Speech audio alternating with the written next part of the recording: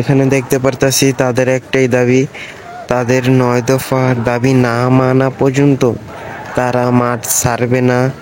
তাদের আরো যা করণীয় তারা করবে। আজ বিভিন্ন জায়গায় তাদের কর্মসূচি পালন করা হচ্ছে। তারা একত্রিত হয়ে এখানে নানা ধরনের মানুষ দেখা যাচ্ছে, এক একজন এক এক পেশা থেকে এসেছে। তারা সবাই ছাত্রদের সমর্থন করছে, তাদের পক্ষে দাঁড়িয়ে কথা বলছে।